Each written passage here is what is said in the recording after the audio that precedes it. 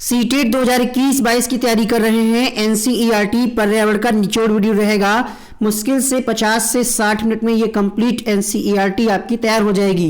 Paper से पहले इस वीडियो को जरूर देख करके जाइएगा। इसके बाद हम सेकेंड वीडियो में इससे संबंधित जितने भी क्वेश्चंस हैं वो कराएंगे। अगर आप ये वीडियो बाद में देख रहे हैं तो उसका भी लिंक हम नीचे कमेंट बॉक्स में दे देंगे, वहां से आप क्लिक करके प्लेलिस्ट में जा करके इसके क्वेश्चंस को भी हल कर पाएंगे।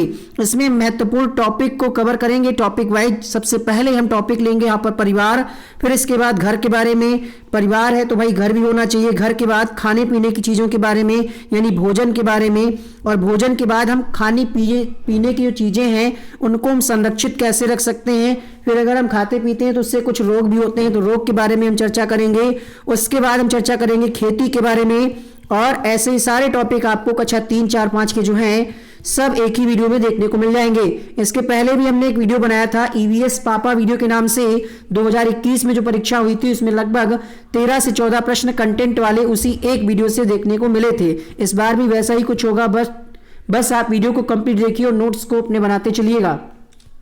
शुरू करते हैं आज की इस क्लास को। अगर आपको इसका पीडीएफ लेना है तो आप हमारे व्हाट्सएप नंबर पे मैसेज करके पीडीएफ को परचेज कर सकते हैं। शुरू करते हैं परिवार से। तो परिवार क्या है? परिवार मानव समाज की प्राचीनतम एवं आधारभूत इकाई है। परिवार बच्चे का पहला स्कूल होता है। और परिवार दो प्रकार का होता है। एनसीईआरटी के अकॉर्डिंग परिवार के कितने प्रकार हैं? परिवार दो प्रकार का होता है, एकल परिवार और संयुक्त परिवार। एकल परिवार में कौन? माता पिता और उनके बच्चे। संयुक्त परिवार में दादी बाबा चाची चाचा सब कोई आ जाता है। चौथे पॉइंट की बात करें तो किसी एक परिवार को एक पेड़ के रूप में दर्शाया जा सकता है जिसे पारिवारिक वृक्ष कहा जाता है।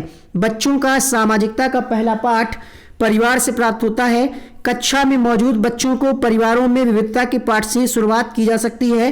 परिवार से जुड़े कुछ अन्य शब्द हैं, जैसे मलयालम में चिटप्पन पिता का छोटा भाई, कुजुम्मा पिता के छोटे भाई की पत्नी अर्थात चाची को कहते हैं। चाचा को कहते हैं चिटप्पन, चाची को क्या कहेंगे? कुजुम्मा कहेंगे। मलयालम में वलियम्मा अर्थात माँ की बड़ी बहन को वलियम्मा कहते हैं, अर्थात माँ की बड़ी बहन यानी मौसी कहा जाता है। और मलयालम में इसी को वलियम्मा कहा जाता है। अमूम्मा किसको कहते हैं? तो अपनी माँ की माँ को यानी दादी को अमूम्मा कहा जाता है मलयालम में। लद्दाख में माँ को आमाले, पिता को आबाले, दादाजी को मेमेले कहा जाता है। ये परिवार से जुड़े शब्द हैं तो इसको हमने एक साथ आपको बता दिया है। अब बात करते हैं घर के बारे में, क्योंकि परिवार है तो घर की भी आवश्यकता रहेगी रहने के लिए।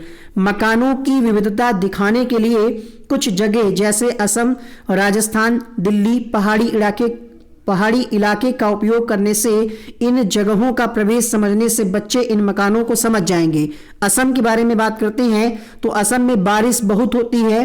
असम में घर जमीन से लगभग 10 से 12 फीट ऊंचे बने होते हैं। इन्हें मजबूत बांस के खंभों पर बनाया जाता है। तो प्रश्न पूछा जाता है कि बांस के खंभे निम्नलिखित में से किस राज्य यानी बांस के खंभे पर घर जो हैं निम्नलिखित में से किस राज्य में बनाए जाते हैं? तो असम में। ये घर अंदर से लकड़ी के ही बने होते हैं। मनाली की बात करें तो यहाँ पहाड़ी इलाका है, यहाँ भी बारिश अधिक होती है और बर्फ भी पड़ती है। जब ठंड ज्यादा हो जाती है तब धूप में बैठना अच्छा लगता है। मनाली में मकान पत्थर या लकड़ी से बने होते हैं। दिल्ली में ऊंची ऊंची इमारतें हैं। राजस्थान की बात करें तो राजस्थान में बारिश कम होती है, गर्मी खूब पड़ती है।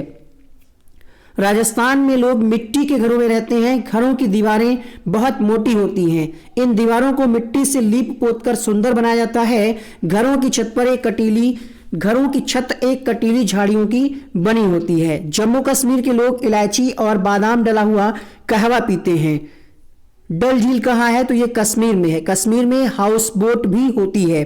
ठीक है। तो असम के बारे में हमने आपको क्या बताया कि बांस से बने पुल होते हैं क्योंकि यहाँ पर बारिश ज्यादा होती है। लद्दाख की बात करें तो लद्दाख में लकड़ी का बना झूला होता है जिसे ट्राली कहा जाता है।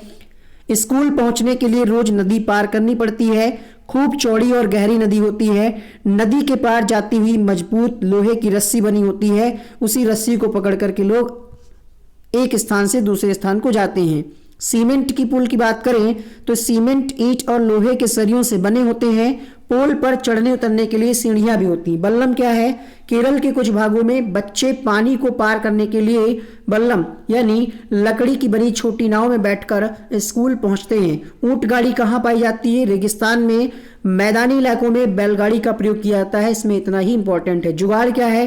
गुजरात में पाई जाती है। गाड़ी का नाम है, फटफट करती चलती है। आगे देखने से आपको ये मोटरसाइकिल मोटरबाइक की तरह होगी और पीछे लकड़ी के फट्टों से बना लिया जाता है ताकि उसमें कुछ सामान वगैरह रखा जा सके। आगे बढ़ते हैं। यहाँ पर जो जो इंपॉर्टेंट पॉइंट्स हैं वही हम आपको बता रहे हैं। उत्तरांचल के बारे में बात करें तो ये पहाड़ी इलाका है। यहाँ दूर दूर तक उबड़ खाबड़ रास्ते हैं। मैदानों या शहर में रहने वाले बच्चों को भले ही मुश्किल लगे, यहाँ के बच्चे भागते हुए पहाड़ी रास्ते पार कर लेते हैं। कच्चे घरों में गोबर को मिट्टी से मिलाकर जमीन पर लिपाई करते हैं। किस लिए लिपाई करते हैं? ताकि कीड़ा ना लगे। ऑप्शन में देता है सुंदरता के लिए लिपा जाता है, नहीं, कीड़ों से बचाने के लिए कच्चे घरों को गोबर को मिट्टी में मिला करके लीपा जाता है। नीम और कीकर की लकड़ी में दीमक नहीं लगती है। सोहना गांव कहाँ है? तो ये हरियाणा में है। ईंटों की दीवारों को लीपना नहीं पड़ता है। साल में एक बार ईंटों की दीवारों को या दीवारें की चूने से पुताई की जाती है। सोहना गांव से दिल्ली जाते समय रास्ते में आपका गुड़गांव शहर पड़ता है। भोजन के बारे में अगर हम बात करें तो हांगकांग के लोग सांप से बना भोजन करते हैं, जिसको हम कहते हैं सांप से बना जो मांस होता है उसको कहा जाता है लिंग हुफेन। कश्मीर के लोग सरसों के तेल में बनी मछली खाते हैं। केरल में दो चीजें लगती हैं, नारियल और टैपियोका। गोवा में लोग नारियल के तेल में बनी समुद्र की मछली खाते हैं। तो यहाँ पर तीन चीजें आपको विशेष ध्यान में रखना है। कश्मीर के लोग सरसों के तेल में मछली खाते हैं, गोवा के लोग नारियल के तेल में मछली खाते हैं, और केरल में क्या खाया जाता है? टैपियोका और नारियल। भोजन पकाने के अगर तरीकों की बात करें तो भूनकर, उबालकर, तलकर, सेककर, ये सर्वोत्तम तरीका है भोजन पकाने का। सर्वोत्तम विधि की बात करें तो भाप में पकाना ये सबसे अच्छी विधि मानी जाती है। भोजन पकाने के एक ढंग भूनने का विकसित रूप होता है सेकना, अर्थात भूनना और सेकना लगभग एक ही बात है। उधियू क्या है? तो ये एक प्रकार की सब्जी है जो बर्तन को उल्टा रखकर कोयले के अंगारों के बीच में पकाई जाती है। गुजराती में उधियू का मतलब होता है उल्टा, क्योंकि यहाँ पर बर्तन को उल्टा रख करके पकाई जाती है सब्जी को, इसीलिए यहाँ पर उधियू का प्रयोग किया जाता है, उधियू शब्द का प्रयोग किया जाता है। उधियू बाजरा की रोटी और मक्खन, दही और छाछ के साथ खाते हैं। पूरन चोरी चने की दाल की मीठी रोटियां होती हैं जिसे कढ़ी के साथ खाया जाता है, कढ़ी कर लीजिएगा।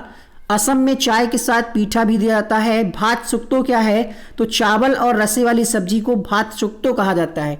मिड डे मील सभी बच्चों का अधिकार है। इस स्कीम की शुरुआत 15 अगस्त 1995 को आरंभ की गई थी। वर्तमान सरकार ने इसका नाम बदल दिया है। मिड डे मील का नया नाम क्या है? कोई बता सकता है? मील मतलब भोजन होता है, इसका नया नाम बताइए।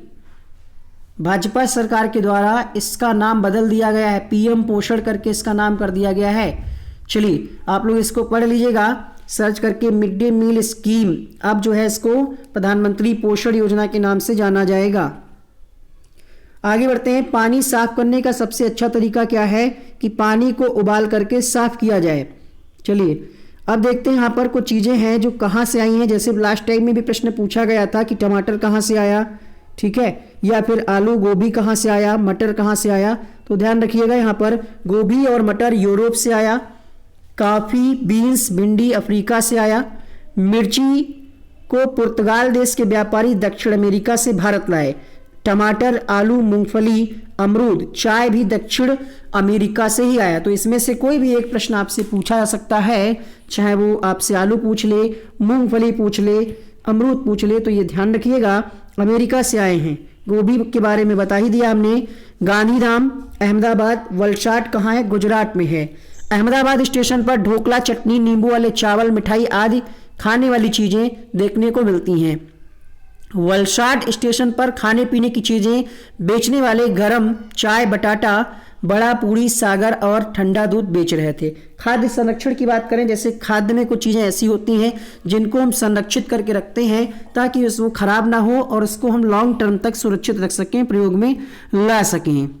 चलिए अब यहाँ पर जैसे हमें रखना है पके हुए चावल को, तो पके हुए चावल को एक कटोरे में डालकर पानी में रख देंगे, ये हम लॉन्ग टर्म तक इसको सुरक्षित रख सकते हैं। ठीक है, प्रधानमंत्री पोषण शक्ति निर्माण स्कीम नाम हो गया है मिड डे मील का। बिल्कुल सही आपने कमेंट किया। प्याज लहसुन को नमी से बचाने के लिए खुले में रखते हैं।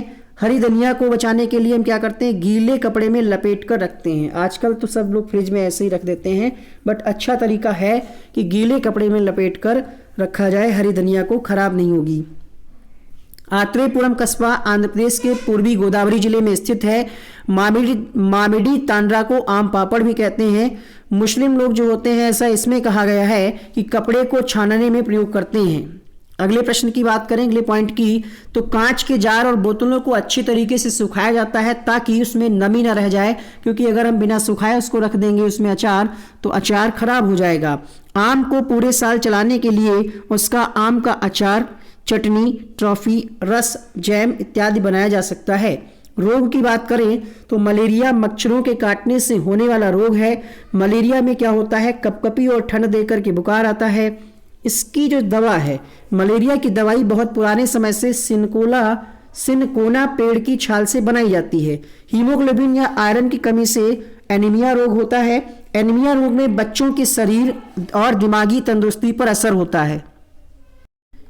प्रश्न आपसे पूछा जा सकता है कि खून का रंग लाल क्यों होता है, तो हीमोग्लोबिन एक तत्व है जो खून में पाया जाता है, जिसकी वजह से खून का रंग लाल होता है। गंदा पानी पीने से दस्त और हैजा से लोग बीमार हो जाते हैं। तो हैजा कैसे फैलता है, गंदा पानी पीने और दूषित भोजन से। उल्टियों के कारण हमारे शरीर में बहुत सारा पानी बाहर निकल जाता है, जो कि शरीर के लिए हानिकारक है। पानी की कमी को पूरा करने के लिए पानी में शक्कर और नमक का घोल मिला करके पीना चाहिए। आयरन जो है सबसे ज़्यादा कहाँ मिलेगा आपको, गुड़, आंवला और बहुत से हरी पत्ते वाली सब्जियों में मिलता है। मक्खियों से बीमारी होती है, जैसे पेट की बीमारी। काई एक प्रकार का पौधा है जो कि वर्षा के मौसम में दिखाई देता है। रोनाल्ड रॉस ने सबसे पहले की बताया कि मलेरिया मच्छरों द्वारा होता है, और इसी कार्य के लिए इनको चिकित्सा के क्षेत्र में 1902 में नोबेल पुरस्कार से नवाजा गया। मलेरिया परजीवी से होता है जिसे प्लाज्मोडियम कहते हैं। ये मादा एनाफिलिस के काटने से होता है। एनीमिया दिल्ली के स्कूलों में आम बात है। 17 नवंबर 2007 को एक स्टडी की गई जिसमें ये कहा गया कि हजारों बच्चे जो नगर निगम के स्कूलों में पढ़ते थे उन्हें एनीमिया हो गया था।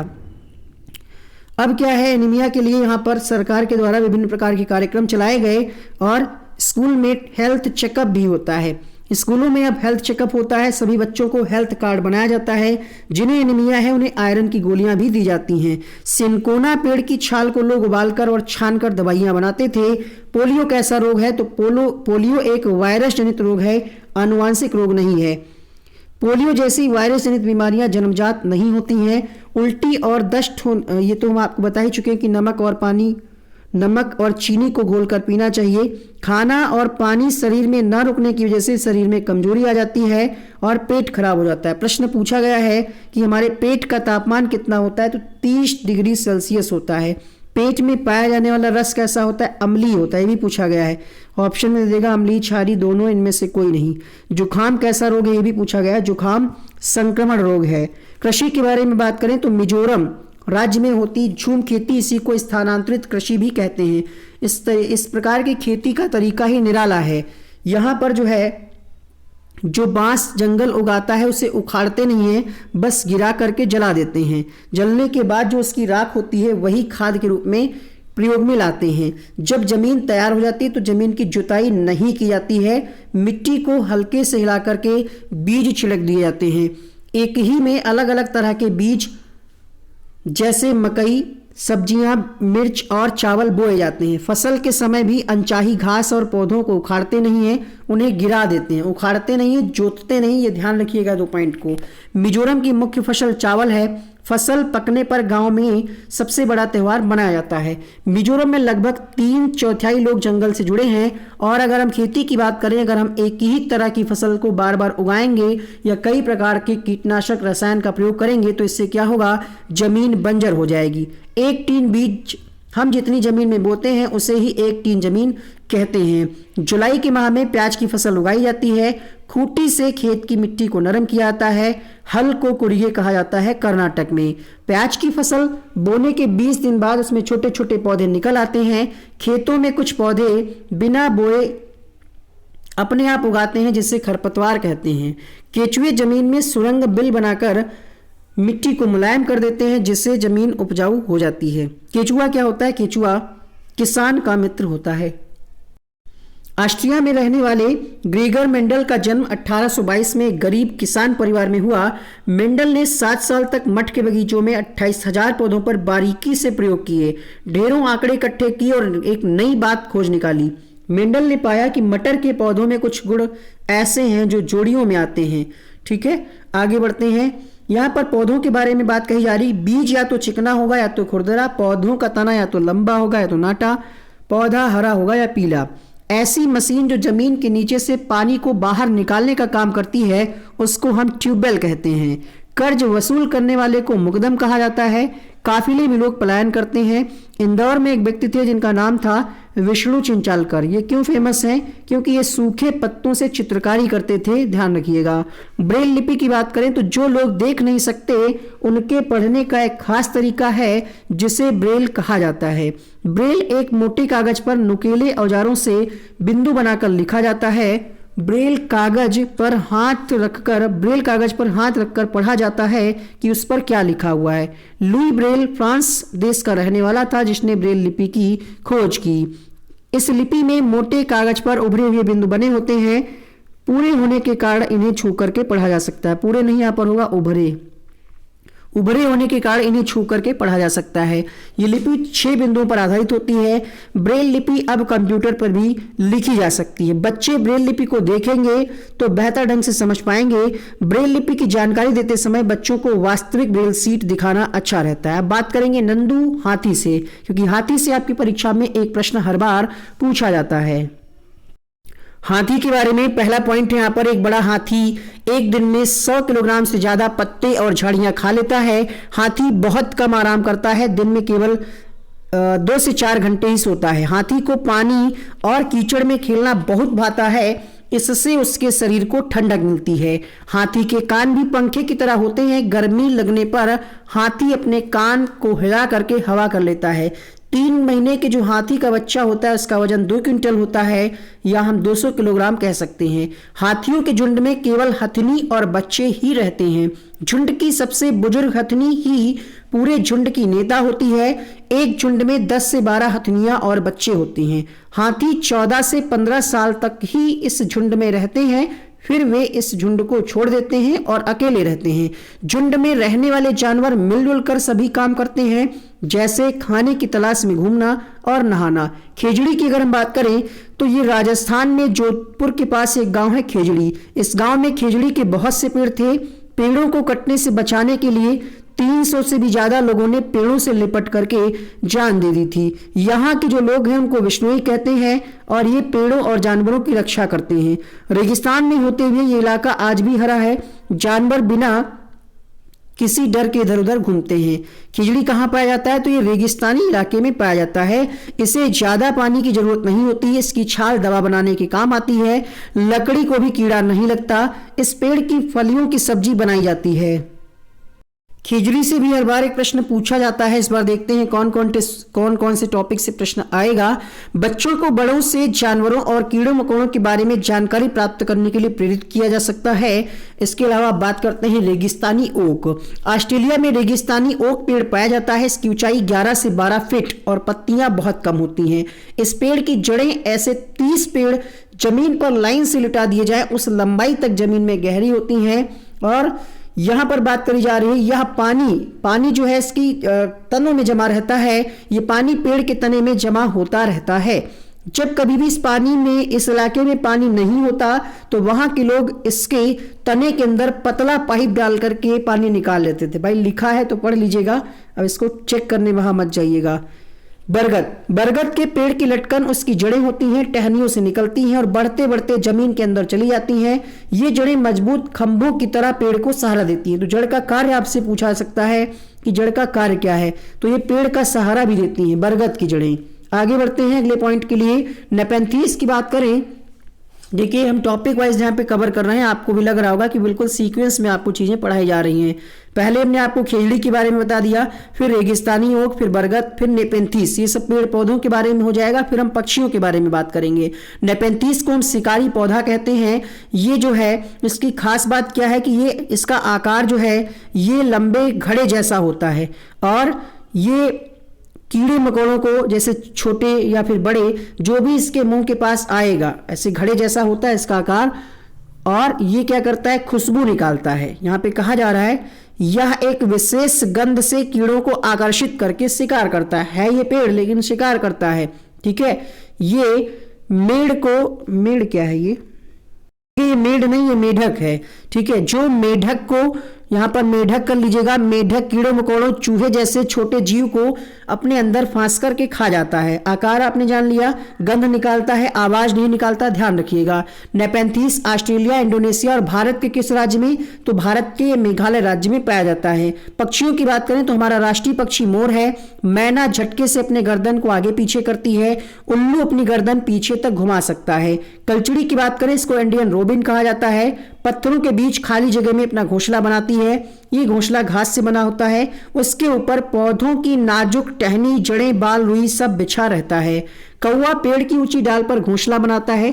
कौवे के घोंसले में लोहे के तार, लकड़ी की शाखाएं आदि जैसी चीजें होती हैं। कोयल अपना घोंसला नहीं बनाती है, यह कौवे के घोंसले में अंडे देती है और कौवा अपने अंडे के साथ कोयल के अंडे की भी देखभाल करता है, सेता है। फाख्ता कैक्टस के कांटों के बीच मेहंदी की मेड़ में घोंसला बनाता है। गौरैया कहाँ घोंसला अपना बनाती है, तो गौरैया अपना घोंसला जो है अलमारी के ऊपर आईने के पीछे घर की दीवार के आले में, पहले आले होते थे ऐसे दीवार में ऐसे ऐसे करके बनाए जाते थे, तो वहां पर ये अपना घोंसला बनाती है। कबूतर पुराने मकान या खंडहर में अपना घोंसला बनाते हैं। बसंत गौरी पेड़ के तने में गहरा छेद बना करके उसमें अंडे देती है। इसके बाद अगर हम बात करें दर्जन चिड़िया, तो ये अपनी नुकीली चोंच से पत्तों को सी लेती है और उसके बीच में बनी थैली को अंडे देने के लिए तैयार करती है, यही उसका घोंसला होता है। शकरखोरा की बात करें तो किसी छोटे पेड़ या झाड़ी के डाली पर अपना लटकता घोंसला बनाती है या बनाते हैं। इसके घोंसले में बाल, बारी घास, पतली टहनियां, सूखे पत्ते, पेड़ की छाल के टुकड़े और कपड़ों के चिथड़े देखने को मिलते हैं। यहाँ तक कि यहाँ पर मकड़ी के जाले को भी उठा लाती है और अपने घोंसले में लगाती है। बीवर पक्षी की बात करें तो सभी नर बीवर पक्षी अपने घोंसले को बनाते हैं। मादा बीवर उन सभी घोंसलों को देखती है जो सबसे अच्छा लगता है, उसी पर वो अंडे देती है। गाय के आगे के दांत छोटे होते हैं, पत्तों को काटने के लिए, घास चबाने के लिए। पीछे के दांत चपटे और बड़े होते हैं। बिल्ली के दांत नुकीले होते हैं जो मांस फाड़ने और काटने के काम आते हैं। सांप के दांत नुकीले होते हैं लेकिन वो अपने शिकार को चबाता नहीं बल्कि निगल जाता है। पॉइंट ध्यान रखिएगा। गिलहरी वाला प्रश्न 2 से 3 बार पूछा गया है। गिलहरी के दांत हमेशा पड़ते रहते हैं। दांतों के काटने, अच्छा कह रहा है कि दांतों से काटने के कारण इसके दांत जो है घिसते रहते हैं। तो यहां पर ऑप्शन में कई बार चूहा दे देता है, गिद्ध देता है, आपको ध्यान रखना है। गिलहरी एनसीईआरटी कहता है तो आप गिलहरी लगाइएगा। पक्षियों के पंख अलग अलग रंगों के डिजाइन के होते हैं। उनके पंख उड़ने में मदद करते हैं। पंख उनके शरीर को भी गर्म रखते हैं। समय समय पर पक्षियों के पुराने पंख झड़ जाते हैं और नए पंख आ जाते हैं। जानवरों के बारे में बात करें तो अलग अलग जानवरों के कान अलग अलग तरह के होते हैं। कुछ जानवरों के कान बाहर दिखते हैं और कुछ के नहीं। पक्षियों के कान दिखते नहीं हैं लेकिन उनके सिर के दोनों तरफ छोटे छोटे छेद होते हैं। ये पंखों से ढके रहते हैं। इन्हीं छोटे छोटे छेद की मदद से पक्षी सुनते हैं। छिपकली के भी छोटे छोटे कान, छेद जैसे कान बहुत छोटे से होते हैं। मगरमच्छ के भी छोटे छोटे छेद जैसे कान होते हैं लेकिन आसानी से दिखाई नहीं देते। जिन जानवरों के कान बाहर दिखाई देते हैं उनके शरीर पर बाल होते हैं, वे बच्चे देते हैं। इसमें मनुष्य भी आ जाता है। इनके जो है कान दिखाई देते हैं। कुत्ता हो गया, गाय हो गई, शरीर पर बाल होते हैं, ये बच्चे देते हैं। जिन जानवरों के कान बाहर दिखाई नहीं देते, शरीर पर बाल नहीं होते, वे अंडे देते हैं। ये दोनों ही मिलाकर के एक प्रश्न पूछा गया है। बहुत साल पहले धरती पर डायनासोर थे, लेकिन अब नहीं। अब ये सिर्फ फिल्मों, फोटो और पुस्तकों में ही मिलते हैं। बगुला भैंस पर बैठता है, क्योंकि बगुला तथा भैंस में कौन सा संबंध है? सहजीवी का संबंध है। दोनों को फायदा है। यहाँ पर भैंस की पीठ की सफाई हो जाती है और बगुला को उसका भोजन मिल जाता है। मधुमक्खी पालन की बात करें तो अक्टूबर से दिसंबर तक का समय मधुमक्खी के अंडे देने का समय होता है। मधुमक्खी पालन शुरू करने का सबसे अच्छा समय यही होता है। मधुमक्खी पालने के लिए बक्से, चीनी और छत्ते को साफ करने के लिए दवाइयों की जरूरत पड़ती है। लीची के फूल कब खिलते हैं? ऑप्शन दे देगा जनवरी, फरवरी, मार्च, अप्रैल। तो यहाँ पर फरवरी दे रखा है। लीची के फूल फरवरी में खिलते हैं। हर छत्ते में एक रानी मक्खी होती है जो अंडे देती है। छत्ते में कुछ नर मक्खियां भी होती हैं। छत्ते में बहुत सारी काम करने वाली श्रमिक मक्खियां भी होती हैं। ये दिन भर काम करती हैं, शहद के लिए फूलों का रस ढूंढती हैं। जब किसी मक्खी को ये रस मिल जाता है तो वो एक तरीके का नृत्य डांस करती हैं। उससे दूसरी मक्खियों को भी पता चल जाता है और ये पता चल जाता है कि हाँ मिल गया है, कुछ रस मिल गया है, तो वो रस से शहद बनाती हैं। छत्ता बनाने का काम भी इन्हीं का होता है और बच्चों को पालने का भी काम इन्हीं को होता है।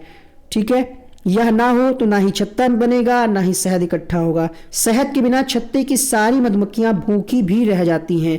नर मक्खी छत्ते के लिए कुछ खास काम नहीं करती है। मधुमक्खियों की तरह चींटी भी क्या है, मिलजुल करके रहते हैं। सभी चींटियों का काम बटा होता है। जैसे रानी चींटी अंडे देने का काम करती है, सिपाही चींटी बिल का ध्यान रखती है। यहां से प्रश्न इस बार बनने वाला है कूट बना करके, ये वाली लाइन से कूट बना करके पूछेगा निम्नलिखित में से कौन सा कथन चींटियों के बारे में सही है। पॉइंट 3-4 दिए होंगे, फिर नीचे कूट दिया होगा, पहला से दूसरा से, इसको पढ़ लीजिएगा। रानी चींटी अंडे देती है, सिपाही चींटी बिल का ध्यान रखती है, काम करने वाली चींटियां जो हैं भोजन ढूंढ करके बिल तक लाती हैं। दीमक और ततैया भी इस तरह समूह में रहते हैं। पश्मीना शाल कितने स्वेटर के बराबर गर्म होती है? 6 स्वेटर। कहीं कहीं इसका आंसर किसी किताब में प्रैक्टिस सेट में 10 भी दिया है, तो उसको सही करिएगा। 6 स्वेटर के बराबर ये गर्म होती है। पतली बहुत होती है लेकिन गर्म बहुत होती है। जिन बकरियों से मुलायम पश्मीना ऊन मिलती है वो बहुत ऊंचाई पर लगभग 5000 ऊपर मिलती हैं। यहाँ सर्दियों में तापमान 0 डिग्री सेंटीग्रेड से 40 डिग्री सेंटीग्रेड तक चला जाता है। बकरी के शरीर पर बहुत ही बारीक और नरम बाल उगाते हैं। इन बालों को बकरियां गर्मियों में गिरा देती हैं, जिनका प्रयोग पश्मीना शाल बनाने में होता है। इनका एक बाल इतना पतला होता है कि हमारे 6 बालों के बराबर होता है, इतना पतला बाल होता है। एक बुनकर लगभग 250 घंटे की बुनाई में, 250 मतलब 250, ना 240 ना 220, कई किताबों में इसका आंसर कुछ और दिया है प्रैक्टिस सेट में, तो आप 250 ही ध्यान रखिएगा, कहीं कहीं 200 देखने को मिलता है, वो गलत है। जानवरों में भी देखने, सुनने और महसूस करने की शक्ति होती है। चींटियां चलते समय जमीन पर कुछ ऐसा छोड़ती हैं जिसे सुनकर पीछे आने वाली चींटियों को रास्ता मिल जाता है। मच्छर हमारे शरीर की गंध, खासकर पैरों के तलवे की और हमारे शरीर की गर्मी से हमें ढूंढ लेते हैं कि कहाँ शिकार है और चप्पल से काट लेता है आपको, है ना। चलिए, सड़कों पर कुत्तों की भी अपनी जगह बड़ी होती है। एक कुत्ता दूसरे कुत्ते की मल मूत्र की गंध से जान लेता है कि उसके इलाके में बाहर का कुत्ता आया था।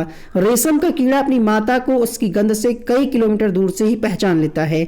ज्यादातर पक्षियों की आंखें उनके सिर के दोनों तरफ होती हैं। ये एक ही समय में 2 अलग अलग चीजों पर नजर डाल लेते हैं। जब ये बिल्कुल सामने देखते हैं तो इनकी दोनों आंखें एक ही चीज पर होती हैं। ज्यादातर पक्षियों की आंखों की पुतली घूम नहीं सकती, वे अपनी गर्दन घुमाकर ही आसपास देखते हैं।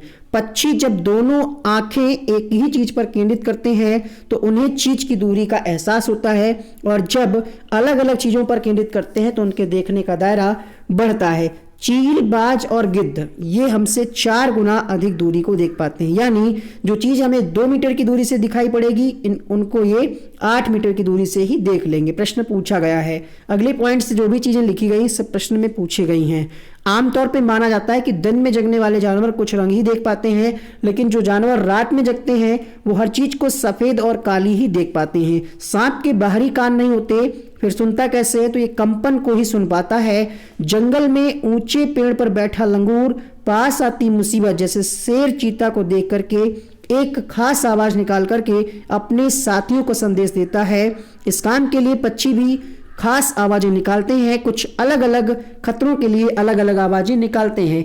एक ही इलाके में रहने वाले बाकी सभी जानवर इन चेतावनी भरी आवाजों से सचेत हो जाते हैं। मछलियां खतरों की चेतावनी कैसे देती हैं, प्रश्न पूछा जा सकता है। मछलियां खतरों की चेतावनी एक दूसरे को विद्युत तरंगों से देती हैं। कुछ जानवर तूफान या भूकंप आने से कुछ समय पहले अजीब हरकतें करने लगते हैं। जंगलों में रहने वाले लोग समझ जाते हैं कि कुछ अनहोनी होने वाली है। सन 2004 दिसंबर में आए सुनामी से कुछ समय पहले जानवरों के अजीब व्यवहार और उनके द्वारा दी गई चेतावनी भरी आवाजों से अंडमान की एक खास आदिवासी जनजाति समझ गई थी कि कुछ खराब होने वाला है। उन्होंने वह इलाका खाली कर दिया था। इस प्रकार ये लोग सुनामी से बच गए थे। डॉल्फिन भी क्या है, अलग अलग तरीके की आवाज निकालती है और एक दूसरे से बात करती है। वैज्ञानिकों का मानना है कि कई जानवरों की अपनी पूरी भाषा होती है। बहुत से जानवर किसी खास मौसम में गहरी लंबी नींद में चले जाते हैं, जैसे छिपकली सर्दियों में। स्लॉथ की बात करें, ये भालू जैसे होते हैं लेकिन भालू नहीं है। दिन में करीब 17 घंटे पेड़ों से उल्टे लटक कर मस्ती से सोते हैं। ये जिस पेड़ में रहते हैं उसी के पत्ते खाकर पलते हैं। 40 वर्ष के अपने जीवन में ये 8 पेड़ों पर घूमने की तकलीफ उठाते हैं। शौच के लिए सप्ताह में एक ही बार नीचे उतरते हैं। बाघ की बात करें तो ये अंधेरे में हमसे 6 गुना बेहतर देख पाता है। बाघ की मूछें हवा में कंपन को भांप लेती हैं, जिससे उसे शिकार की सही स्थिति का पता चल जाता है और अंधेरे में रास्ता ढूंढ सकता है। बाघ मौके के अनुसार अपनी आवाज बदलता रहता है। बाघ का गुर्राना कितने किलोमीटर, तो 3 किलोमीटर तक सुना जा सकता है। बाघ अपने इलाके में मूत्र करके अपनी गंध छोड़ते हैं। दूसरा बाघ मूत्र की गंध को झट से पहचान लेता है। क्या कनेक्शन है। बाघ हवा से पत्तों के हिलने और शिकार की झाड़ियों में हिलने पता चल जाता है कि पत्ते जो हिले हैं वो हवा से हिले हैं या फिर कोई पत्तों के पीछे है, पहचान जाता है बाघ। बाघ के दोनों कान बाहर की आवाज इकट्ठा करने के लिए अलग अलग दिशाओं में बहुत ज्यादा घूम जाते हैं। कहानी सपेरों की। सपेरों को कालबेलिया भी कहते हैं। नाग गुफन ऐसी डिजाइन रंगोली, कढ़ाई और दीवारों को सजाने के लिए सौराष्ट्र, गुजरात, दक्षिण अफ्रीका, भारत में प्रयोग किए जाते हैं। कालबेलिया क्या है, तो नाच में सांप जैसी मुद्राएं होती हैं। बीन पार्टी के बाजे तुम्बा, खजरी, बीन सूखी लौकी से बनाए जाते हैं। हमारे देश में पाए जाने वाले सांपों में 4 तरह के सांप जहरीले होते हैं। उसमें कौन कौन से हैं, नाग, करैत, डुबैया और अफाई। सांप किसी व्यक्ति को काटता है तो उसके 2 खोखले दांत, प्रश्न पूछा गया वहां पर ऑप्शन में दे दिया था 4 दांत, तो 4 दांत नहीं होते, सांप के 2 खोखले दांत होते हैं और उन्हीं 2 दांतों से जहर व्यक्ति के शरीर में चला जाता है। खास बात यह है कि जो सांप काटने के बाद उसकी जो दवाई बनाई जाती है वो भी सांप के जहर से ही बनाई जाती है। आगे बढ़ते हैं अगले पॉइंट के लिए। खेल जगत से एक प्रश्न आ सकता है आपकी परीक्षा में। कबड्डी को चिडगुड्डू, हुतुतु, हाडुडू, किटकिट आदि नामों से जाना जाता है। कबड्डी की टीम में खिलाड़ियों की संख्या आपसे पूछी जा सकती है, पक्का पूछी जाएगी, ये मान के चलिएगा। कितनी, 12 होती है, जिसमें से 7 खिलाड़ी एक समय पर खेलते हैं। हर खेल के कुछ नियम होते हैं, वह खेल नियमों के अनुसार ही खेला जाता है। खेल की तरह जीवन में भी हम नियम बनाते हैं ताकि सभी काम सही ढंग से कर सकें। कबड्डी के खेल में शरीर और दिमाग दोनों को ही चलाना पड़ता है। कई बार बच्चों को खेलों में लिंग, जाति और वर्ग के आधार पर भेदभाव दिखाई देता है, इस पर चर्चा की जा सकती है। डेरा कहाँ है, डेरा गाजी खान जगह, ये अब पाकिस्तान में। त्योहारों की बात करें तो असम में चावल की नई फसल कटने पर बिहू त्योहार मनाया जाता है। घास और बांस से तैयार घर को बेलाघर कहते हैं। उरुका बिहू के पिछले दिन की शाम को कहते हैं। बिहू का संबंध कहां से है, असम से है। बोरा और चेवा चावलों के 2 प्रकार हैं, जो पकने के बाद चिपचिपा हो जाता है और इसे असम में खाया जाता है। चिरावो लोकनृत्य मिजोरम का प्रसिद्ध लोकनृत्य है। इस नाच में जमीन पर बांस के डंडे लेकर 2 लोगों की जोड़ी आपस में आमने सामने बैठती है। ढोल की ताल डंडियों को जमीन पर पीटते हैं। डंडियों के बीच लोग एक कतार में खड़े होकर कूदते और नाचते हैं। दशहरा वर्षा ऋतु के बाद आता है। गोलकुंडा किला की बात करें तो ये कहाँ है, हैदराबाद में है। किसने बनवाया था, काकतीय राजवंश ने बनवाया था।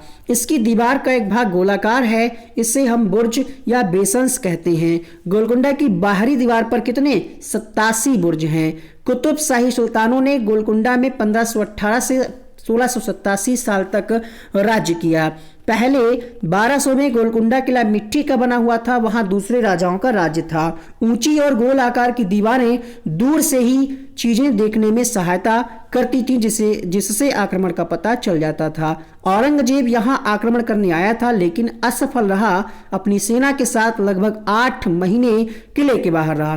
किले के चारों ओर मोटी दीवारें, एक और गहरी खाई थी, जिसके कारण वो आक्रमण नहीं कर पाया। कांसे की बात करें तो कांसे की चीजें हमारे सालों से आदिवासी बनाते आए हैं।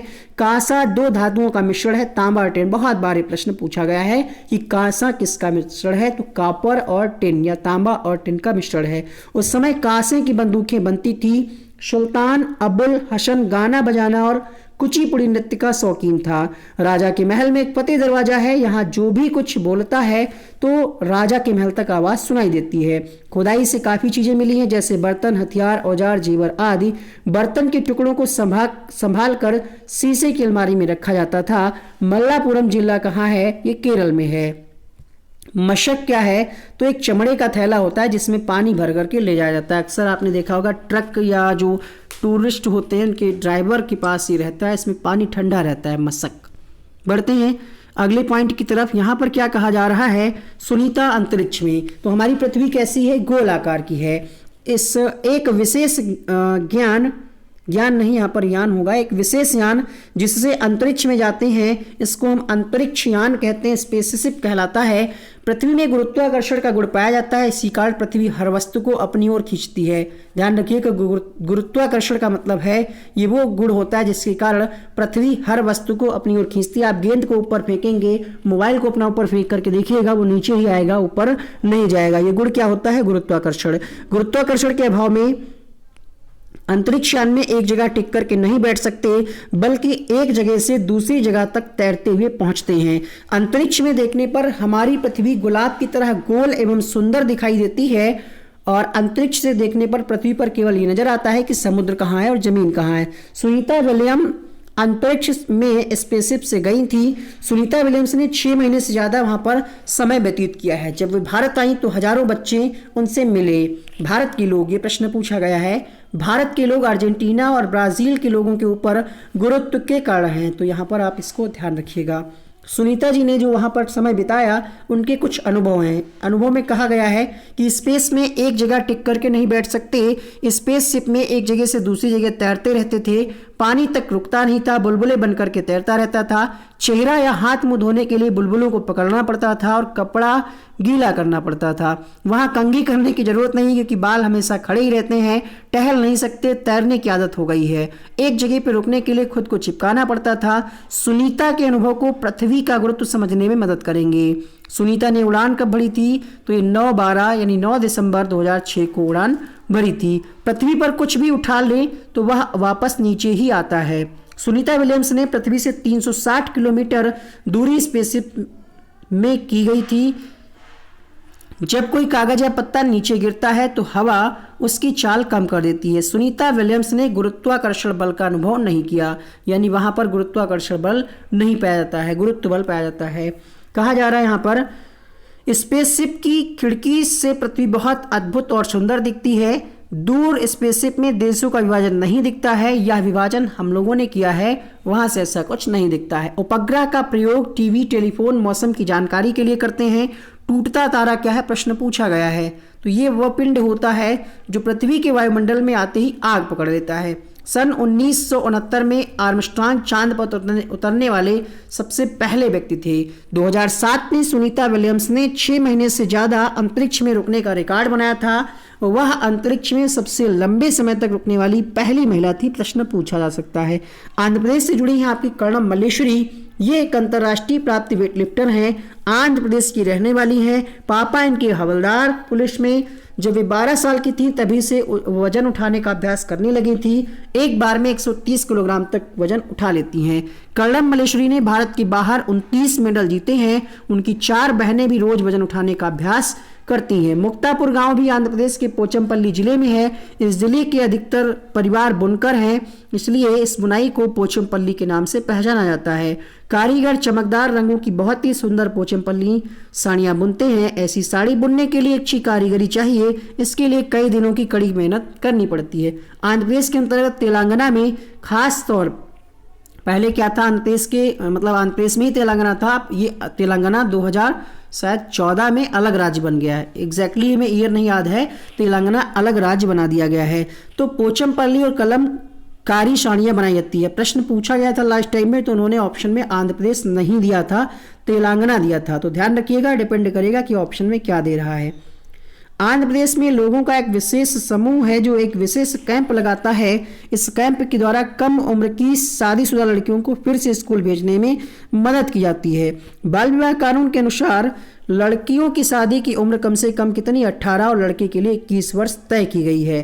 पोचमपल्ली की तरह भारत में कई इलाकों में कुछ खास चीजें बनाई जाती हैं, जैसे कुल्लू की शाल, बिहार की मधुबनी पेंटिंग, असम की सिल्क, कश्मीर की कढ़ाई।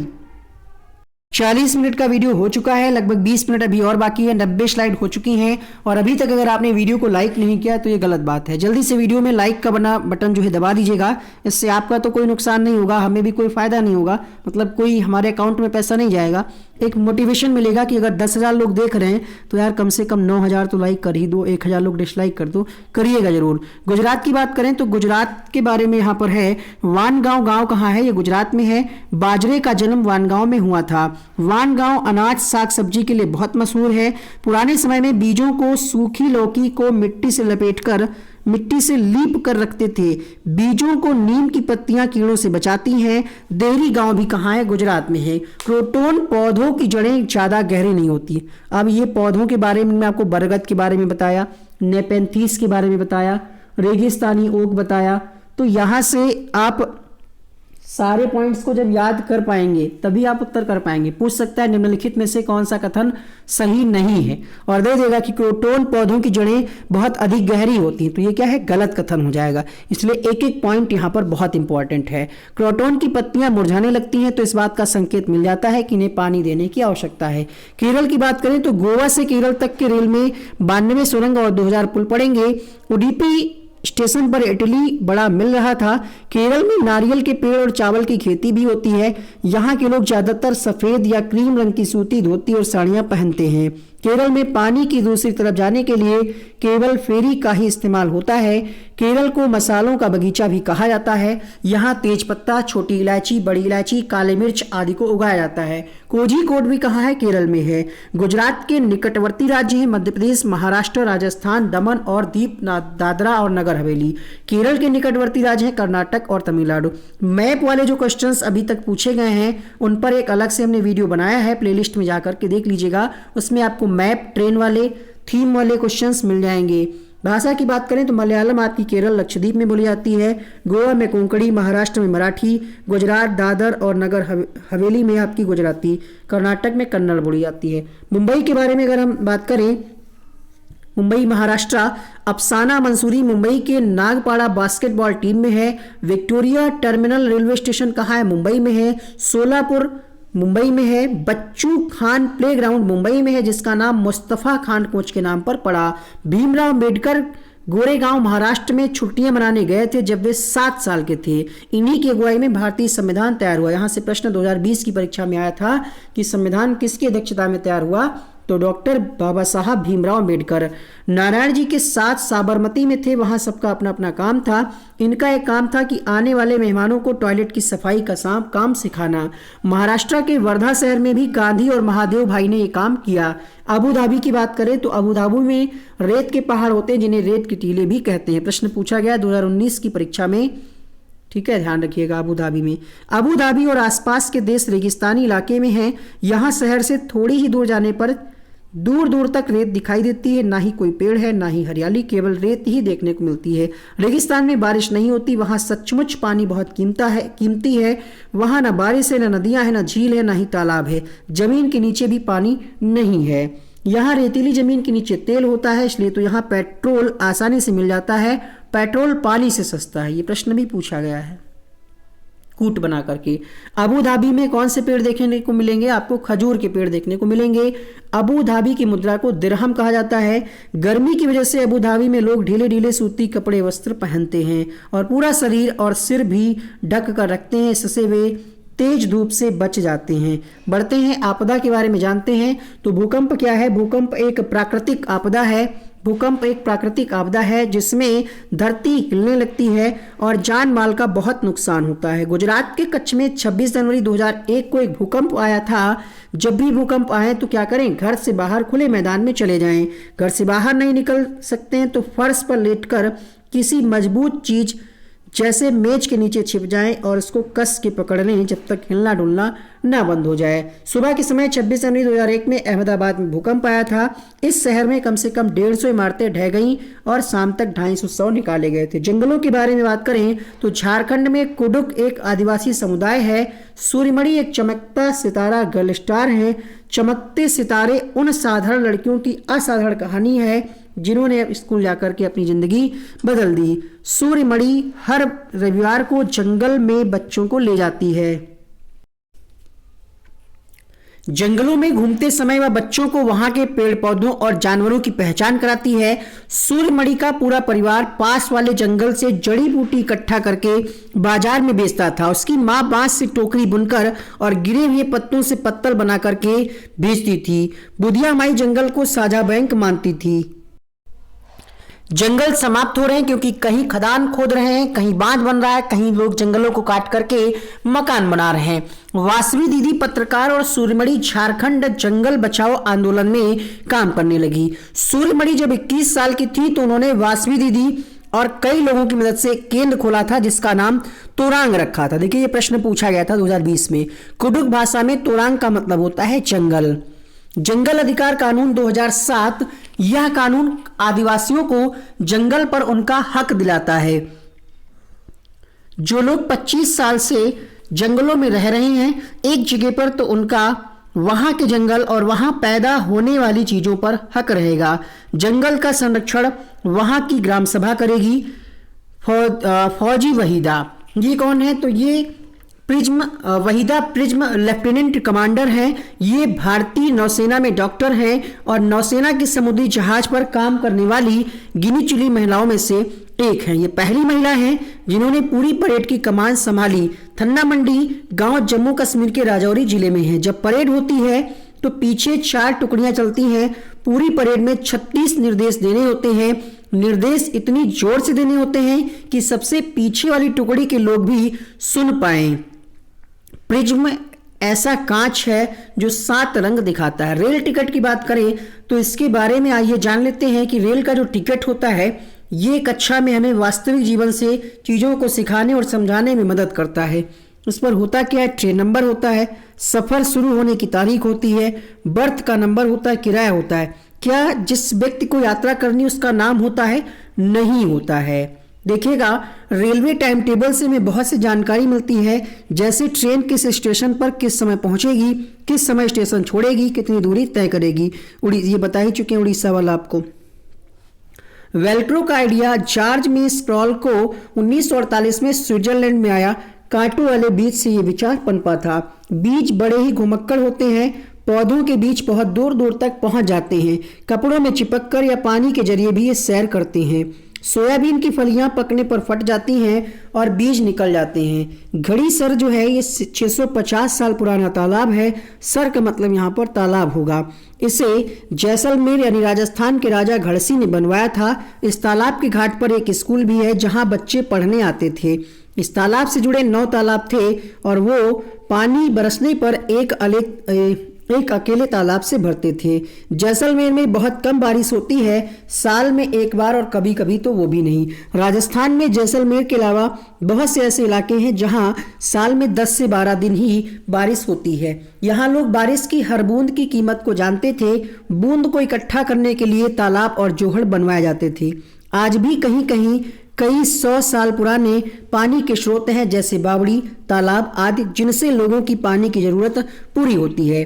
जब तालाब पानी से भर जाते हैं तो कई जगहों पर लोग जश्न मनाते हैं, जैसे उत्तराखंड में नई दुल्हन या अन्य लोग पूजा करते हैं। यहाँ कई जगह पानी को मोटर से निकाला जाता है, जिससे जमीन का पानी कम हो रहा है, जिससे कुएं सूख रहे हैं। अब झीलें कम हो रही हैं। जहाँ वर्षा का पानी इकट्ठा होता था, पेड़ों के आसपास और पार्क के चारों ओर की मिट्टी उन्हें सीमेंट से कवर कर दिया जा रहा है। यह भी पानी कम होने का कारण है। कहा जा रहा है 1986 में जोधपुर और उसके आसपास बारिश ही नहीं हुई। इस इलाके में सूखा पड़ा था। लोगों को याद आया कि एक पुराना कुआं या बावड़ी था, वहां सफाई की गई। मिलजुल कर बावड़ी में लगभग 200 ट्रक से ज्यादा कूड़ा निकला। वहां के लोगों ने चंदा इकट्ठा किया। प्यासे कस्बे ने इस बावड़ी से पानी पाया। कुछ सालों बाद अच्छी वर्षा हुई और बावड़ी को लोग फिर भूल गए। तो बावड़ी क्या है? सीढ़ीदार कुआं होता है। अलबरूनी हजारों साल पहले भारत आया था। किस देश से आया? उज्बेकिस्तान से आया, यह प्रश्न पूछा गया है। उसने बहुत ही बारीकी से यहाँ चीजों और जगहों का अवलोकन किया और उसके बारे में लिखा। ऐड को स्किप मत करिए, क्योंकि ऐड से ही हमें सपोर्ट मिलता है। बाकी आपसे तो कुछ और नहीं मिलता है, ना लाइक का, ना कमेंट्स का, ना शेयर का। अगर आप ऐड देख लेंगे तो कुछ हमें फाइनेंशियली सपोर्ट हो जाएगा। तो देख लेंगे 10-20 सेकंड का अगर ऐड देखने लायक है, देख लिया करिए। यहाँ के लोग तालाब बनाने की कला में माहिर हैं। तालाब के चारों ओर बड़े पत्थर और लोहे से चबूतरे बनाते थे। अलबरूनी के जन्म से 1000 साल बाद ये डाक टिकट 1973 में मिला था। तरुण भारत संघ नाम की एक संस्था पानी के इंतजाम में लगी है। दड़की माई राजस्थान के अलवर जिले के एक गांव में रहती है। दड़की माई ने पहल की और लोगों ने संस्था के साथ मिलकर के तालाब बना दिया। यहाँ पर साइंस से कुछ 2-3 पॉइंट हैं। वे वस्तुएं जो अपने भार से अधिक पानी हटाती हैं वे पानी में तैरती रहती हैं, एवं वे वस्तुएं जो अपने भार से कम पानी हटाती हैं वे डूब जाती हैं। जैसे कील डालेंगे तो क्या है? डूब जाएगी। आगे देखते हैं। पानी में नमक की उचित मात्रा मिलाने से पानी भारी हो जाता है और नींबू जैसी चीज जो पानी में डूब जाती है वो भी तैरने लगती है अगर पानी में नमक मिला होगा तो। मृत सागर दुनिया का सबसे नमकीन सागर है। इतना नमकीन कि 1 लीटर पानी में 300 ग्राम नमक मिलता है। मृत सागर में इंसान ऐसे तैर सकते हैं जैसे वो आराम से लेटे हों। कुछ चीजें जैसे शक्कर, दूध पानी में पूर्णतः घुल जाती हैं, जबकि मिट्टी एवं चाक पाउडर तली में बैठ जाते हैं। तेल पानी में घुलता नहीं बल्कि तैरता रहता है। उबालने पर पानी वाष्प बन करके उड़ता है। वाष्पीकरण के कारण ही गीले कपड़े सूख जाते हैं। दांडी मार्च गुजरात की घटना है जो कि 1930 में घटित हुई। भारतीयों को नमक बनाना मना था और इस पर टैक्स लगता था। ये यात्रा कहाँ से चली? तो अहमदाबाद से दांडी के समुद्र तट तक चली। पहाड़ पर चढ़ना क्या कहलाता है? पर्वतारोहण, ट्रैकिंग कहलाता है। पहाड़ पर चढ़ने वाले को पर्वतारोही कहते हैं। वे बड़े बड़े खूंटे जिनका इस्तेमाल नदी को पार करने के लिए होता है उनको हम पेटान कहते हैं।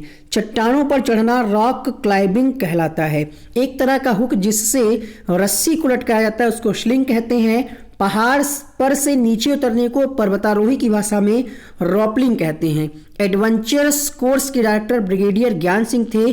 अगर किसी को ग्रुप लीडर बनाया जाता है, नेता बनाता है ग्रुप का, तो उसकी जिम्मेदारी क्या है? दूसरों का सामान उठाने में मदद करना, दूसरों को आगे बढ़ने और स्वयं अंत में जाओ ये माइंड में रखना, जो ठीक से चल नहीं पा रहा उसकी सहायता करना, रुकने और आराम के लिए अच्छी जगह ढूंढना, जो बीमार है उनकी देखभाल करना, समूह के लिए खाने पीने का इंतजाम करना, सबसे महत्वपूर्ण चीज हमेशा सजा के लिए तैयार रहना। चाहे गलती किसी की भी हो, सजा के लिए आपको ही सबसे पहले ऑफर दिया जाएगा। बछेंद्री पाल भारत की पहली और विश्व की 5वीं महिला थी जो माउंट एवरेस्ट की चोटी पर गई थी। विटामिन और आयरन हमें ताकत देते हैं और ठंड में हमें गर्मी देते हैं। टेकला गांव 1600 मीटर ऊंचा है जो झलवार राजस्थान में है। लगभग 90 मीटर ऊंची चट्टान के ऊपर कर्नल राम सिंह खूंटे गाड़कर रस्सों के साथ चढ़े थे। चलते समय हमारे शरीर का कोण 90 डिग्री होना चाहिए और कमर सीध में होना चाहिए। बछेंद्री पाल 12 वर्ष की उम्र में एक पिकनिक गई थी। 4000 मीटर ऊंची पहाड़ की चोटी पर वो चढ़ गई थी। वे उत्तराखंड के गहड़वाल के नकुरी गांव में रहने वाली थी। प्रश्न पूछा सकता है कि बछेंद्री पाल का संबंध निम्नलिखित में से किस राज्य से? उत्तराखंड, राजस्थान, उत्तर प्रदेश, मध्य प्रदेश। तो ध्यान रखिएगा उत्तराखंड से हैं। उन्होंने नेहरू इंस्टीट्यूट ऑफ माउंटेनियरिंग से पहाड़ पर चढ़ने की ट्रेनिंग ली थी। इनके गाइड कौन थे? ब्रिगेडियर ज्ञान सिंह। 1984 में माउंट एवरेस्ट पर जाने के लिए इनको चुना गया था। 23 मई 1984 को दोपहर के 1:07 पर अपना पहला कदम 8900 मीटर ऊंचे माउंट एवरेस्ट पर रखा। तो इसकी ऊंचाई भी आपसे पूछी जाती है। माउंट एवरेस्ट का नेपाली नाम क्या है? सागरमाथा है। इनके साथ एक साथी भी था। 2 लोग एक साथ चोटी पर कदम नहीं रख सकते थे। चोटी पर जगह नहीं थी तो इन्होंने पहले कदम रखा। इन्होंने अपना माथा टेका, झंडा फहराया और तस्वीरें ली। करीब 43 मिनट ऐसा हुआ। दुनिया की सबसे ऊंची चोटी पर ये रही। यहाँ पर बात करेंगे, यहाँ पर हम अडालज की बावड़ी ये कहाँ है? तो ये अहमदाबाद से 18 किलोमीटर दूर है। आम बोलचाल की भाषा में तेल शब्द का प्रयोग पेट्रोल, डीजल और खनिज तेल के लिए किया जाता है। तेल के अलावा पृथ्वी के नीचे एलपीजी और सीएनजी गैस भी पाई जाती है। एलपीजी यानी लिक्विफाइड पेट्रोलियम गैस, ये एक खाना पकाने वाली गैस है। सीएनजी का फुल फॉर्म होता है कॉम्प्रेस्ड नेचुरल गैस, जो वाहनों में इस्तेमाल होने वाला प्रदूषण रहित ईंधन है। खनिज तेल जमीन के नीचे लाखों वर्षों में बनता है। यह पता लगाना आसान नहीं है कि जमीन के अंदर गहराई में तेल कहाँ मौजूद है। वैज्ञानिक तरीकों और मशीनों से गहराई तक पाइप को और मशीनें डाल करके ऊपर खींचा जाता है। मतलब ये है कि तेल को अगर ऊपर खींचना है तो गहरी पाइप डाली जाती है और मशीन लगा करके तेल को ऊपर खींचा जाता है। जमीन से निकाला गया तेल गहरे रंग का, गाढ़ा, बदबूदार होता है। प्रश्न पूछा गया है 2 बार। इसमें बहुत सारी चीजें मिली और छुपी होती हैं। इन चीजों को अलग अलग और साफ करने के लिए तेल को रिफाइनरी में भेजा जाता है। खनिज तेल से हमें kerosene, diesel, petrol, engine oil और हवाई जहाज का ईंधन, एलपीजी, मोम, कोलतार और गैस प्राप्त होते हैं। कोयला प्राप्त नहीं होता है, ध्यान रखिएगा। एलपीजी खाना पकाने की गैस होती है। दुर्गा हरियाणा के गांव में रहती है। गोबर से बनाया जाने वाला एक प्रकार का ईंधन जिसके इस्तेमाल को किया जाता है खाना पकाने में, जिसको उपला या कंडा कहते हैं। हमारे देश के लगभग 2/3 जनसंख्या उपले, लकड़ी और सूखी पत्तियों का प्रयोग करती है। ये केवल खाना बनाने के लिए ही नहीं, तापने के लिए, पानी गर्म करने के लिए भी इसको प्रयोग किया जाता है, जिससे प्रदूषण बढ़ने का खतरा रहता है। अंग्रेजी में लोनार का मतलब होता है अकेले रहने वाला। आपने गाना भी सुना होगा लोनली लोनली करके, तो लोनली मतलब अकेले रहने वाला। मुंबई भारत का सबसे भीड़ वाला शहर है। दिल्ली से मुंबई जाने के लिए महाराष्ट्र, गुजरात, राजस्थान 3 राज्यों से होकर के गुजरना पड़ता है। दिल्ली से मुंबई लगभग 1400 किलोमीटर दूर है। मनाली कहाँ है? तो ये हिमाचल प्रदेश में है। और लद्दाख के बारे में बात कर लेते हैं। लद्दाख अगर जाना है तो इसके लिए आपको जम्मू कश्मीर पार करना पड़ेगा। पहाड़ी इलाकों में सर्द हवाओं से बचने के लिए नायलॉन के टेंट का इस्तेमाल किया जाता है। लद्दाख को ठंडा रेगिस्तान भी कहा जाता है। प्रश्न पूछा गया है। लद्दाख में बहुत ही कम बारिश होती है। लद्दाख में लकड़ी के घर ढाल वाली छतों के घर और वह बर्फ से ढके रहते हैं। लद्दाख में लकड़ी के घर, ढाल वाली छतों के घर और वह बर्फ से ढके रहते हैं। लद्दाख में जो घर होते हैं वो ढाल वाली छतों के होते हैं और लकड़ी के घर होते हैं। छातुन गलत लिखा है, छत होगा यहाँ पर। बर्फ से ढके होते हैं। लद्दाख में झूले झूले का मतलब होता है स्वागत। ताशी नाम का एक व्यक्ति है जिसका घर 2 मंजिला बना हुआ है, पत्थरों का बना हुआ है। दीवार पर मिट्टी और चूने से पुताई की जाती है। ठीक है, पत्थरों को काट करके घर बनाया जाता है। पहली मंजिल पर परिवार, निचली मंजिल पर जानवरों के लिए। दीवार पर मिट्टी और चूने की पुताई की जाती है। ये अंदर से छप्पर की तरह दिखता है। लकड़ियों की सीढ़ी का प्रयोग किया जाता है। नीचे की जो मंजिल होती है जानवरों के लिए रखा जाता है। ज्यादा सर्दी में नीचे की मंजिल में आ जाते हैं। नीचे की मंजिल में खिड़की नहीं होती। पेड़ों के मोटे तने छत को मजबूत बनाने में इस्तेमाल होते हैं। लाल मिर्च, सीताफल, मक्का और धान लद्दाख में मिलते हैं। गर्मी के मौसम में ये लोग फल सब्जी सुखा लेते हैं। यह सर्दियों के लिए प्रयोग की जाती है। यहाँ लकड़ी के घर ठंड से बचाते हैं। लद्दाख में टेढ़े मेढ़े, सकरे और पहाड़ी रास्ते हैं। स्किटपो पुल गांव लद्दाख में ही स्थित है। चांगथांग, तो चांगपा की भाषा में चांगथांग का मतलब होता है ऐसी जगह जहां पर कम लोग रहते हैं। 5000 मीटर ऊंचाई पर है ये मैदानी इलाका। बिल्कुल सुनसान और पथरीला है। बहुत ऊंचाई पर लोग सांस लेने में दिक्कत, सरदर्द और कमजोरी महसूस करते हैं। यहाँ चांगपा नाम की प्रजाति है। इसमें केवल 5000 लोग रहते हैं। यह हमेशा अपनी भेड़ बकरी के साथ घूमा करते हैं। चांगपा लोग घुमतू होते हैं, अर्थात एक जगह पे ये नहीं रुकते। चांगपा लोग अपनी बकरियों को ऊंचाई और ठंडी जगह पर चराने ले जाते हैं, जिससे बकरियों के बाल घने और मुलायम हो जाते हैं। चांगपा खास तरह की बकरियां पालते हैं जिनके बालों से दुनिया की मशहूर पश्मीना शाल बनती है। जितनी ठंडी और ऊंची जगह होती है, इन बकरियों के बाल भी उतने ज़्यादा और नरम होते हैं। चांगपा लोग अपनी हर चीज अपने घोड़ों और याद पर रखते हैं। याद मतलब याक होगा यहाँ पर। याक मतलब क्या होता है अभी आगे बताएंगे आपको। ठीक है, याक एक जानवर होता है, शायद पहाड़ी जानवर होता है। याक मीन्स पहाड़ी बैल टाइप में होता होगा। ठीक है, तो यहाँ पर याक कर लीजिएगा, याक पर रखते हैं। चांगपा लोग अपनी हर चीज अपने घोड़ों और याक पर रखते हैं। इन्हें 2 से ढाई घंटे अपना डेरा समेटकर निकलने में लगता है। चांगपा अपने टेंट को क्या कहते हैं? रेबो कहते हैं। याक के बाल बहुत मजबूत और गर्म होते हैं जो ठंडी बर्फीली हवाओं से रक्षा करते हैं। यहाँ सर्दियों में 70 किलोमीटर प्रति घंटा की गति से हवाएं चलती हैं। रेबो के पास से भेड़ बकरियों के रखने के लिए जगह बनी होती है, इसे चांगपा लेखा कहते हैं। चांगथांग इलाके में तापमान 0 डिग्री से भी काफी कम माइनस में चला जाता है। ठीक है, आगे कहा जा रहा है लद्दाख की दीवारें पत्थरों चट्टानों को एक दूसरे पर रखकर बनाते हैं। 1 मिनट, कुछ टाइपिंग मिस्टेक है। लद्दाखी होना चाहिए था वैसे, अगर इसमें कोई एरर है तो आप एक बार चेक कर लीजिएगा। लद्दाख में जो घर होते हैं उनकी दीवारें पत्थरों और चट्टानों को एक दूसरे पर रख करके आवश्यकता अनुसार काट करके बनाया जाता है। हर परिवार अपने जानवर पर विशेष चिन्ह बनाता है। औरतें और छोटी बच्चियां जानवरों को गिनकर के चराने ले जाते हैं, लौट करके फिर गिनती करते हैं। श्रीनगर में कुछ घर पहाड़ में हैं तो कुछ पानी में भी हैं। कश्मीर में हर गली में बेकरी है या कश्मीरी रोटी नहीं बनाते, बेकरी खरीद करके ही खाते हैं। कारगिल श्रीनगर से लद्दाख जाते समय रास्ते में पड़ता है। हाउस बोट 80 फीट तक लंबी और लगभग 8 से 9 फीट तक चौड़ी हो सकती है। डोंगा नाव श्रीनगर की डल झील में मिलती है, अंदर से कई कमरों के जैसे लगती है। लकड़ी एक सुंदर डिजाइन होती है, ये हाउस बोट की सीलिंग पर लगी होती है। लकड़ी की एक सुंदर डिजाइन होती है जो हाउस बोट की सीलिंग पर लगी होती है। इस डिजाइन को खत्म बंद कहते हैं जो कि जिक्सा पैटर्न में होती है। कश्मीर के गांव में घर पत्थर से बनते हैं, ढलान वाली छतें होती हैं। कुछ पुराने घरों में विशेष प्रकार की खिड़कियां होती हैं जो दीवारों पर निकली होती हैं, इन्हें टैब कहा जाता है। इसमें सुंदर पैटर्न बना होता है। दरवाजे और खिड़कियों में सुंदर मेहराब लगे होते हैं। उसी से ठंडा उसी से गर्म एक कहानी है जिसके लेखक जाकिर हुसैन है जो हमारे देश के पूर्व राष्ट्रपति थे। बालिश्तिया नाम एक काल्पनिक पात्र है जिसे एक बेवकूफ बुद्धू से बौने व्यक्ति के रूप में इस पाठ में दर्शाया गया है।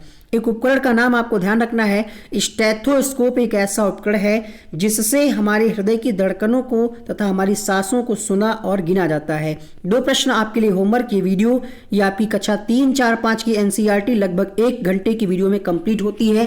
ये 2 प्रश्न आप सभी को कमेंट बॉक्स में लिखना है कि जिम नेशनल पार्क कहाँ है और घाना पक्षी विहार कहाँ है। आप सभी का कमेंट हमें जरूर चाहिए, हम आप सबके कमेंट पढ़ते हैं। आपके कमेंट्स से हमें मोटिवेशन मिलता है।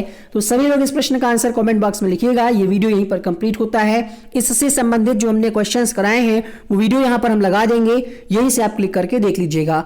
आपको आपकी परीक्षा के लिए बहुत बहुत शुभकामनाएं। पेपर से पहले इस बार वीडियो को जरूर देखिएगा, अपने दोस्तों तक शेयर भी करिएगा।